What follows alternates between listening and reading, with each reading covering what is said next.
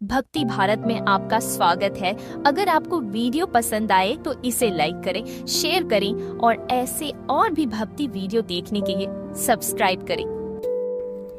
एक दिन संत रविदास रैदास अपनी झोपड़ी में बैठे प्रभु का स्मरण कर रहे थे। तभी एक राहगीर ब्राह्मण उनके पास जूता ठीक कराने आया। रैदास ने पूछा, कहाँ जा रहे हैं?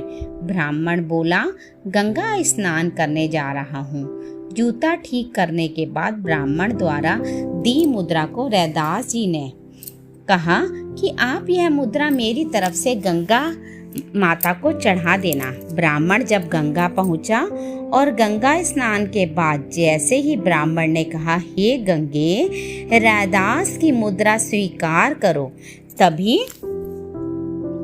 गंगा से एक हाथ आया और उस मुद्रा को लेकर बदले में ब्राह्मण को एक सोने का कंगन दे दिया।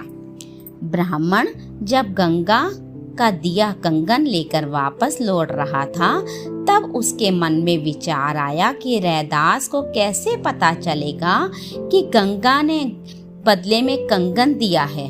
मैं इस कंगन को राजा को दे देता हूँ, जिसके बदले मुझे उपहार मिलेंगे। उसने राजा को कंगन दिया, बदले में उपहार लेकर घर चला गया।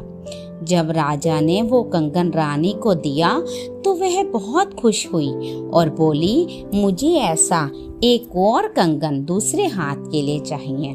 राजा ने ब्राह्मण को बुलाकर कहा, वैसा ही कंगन एक और चाहिए, अन्यथा राजा के दंड का पात्र बनना पड़ेगा। ब्राह्मण परेशान हो गया कि दूसरा कंगन कहाँ से लाऊं। डरा हुआ ब्राह्मण संत रविदास के पास पहुंचा और सारी बात बताई।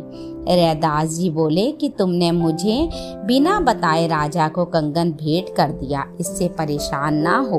तुम्हारे प्राण बचाने के लिए मैं गंगा से दूसरे कंगन के लिए प्रार्थना करता हूँ। ऐसा कहते ही रैदास जी ने अपनी वह कठौती उठाई जिसमें वो चमड़ा गलाते थे।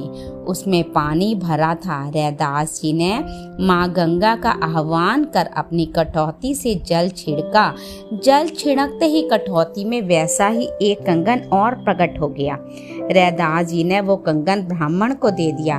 ब्राह्मण खुश होकर राजा को कंगन भेंट करने चला गया। तभी से यह कथा प्रचलित है कि मन चंगा तो कठौती में गंगा।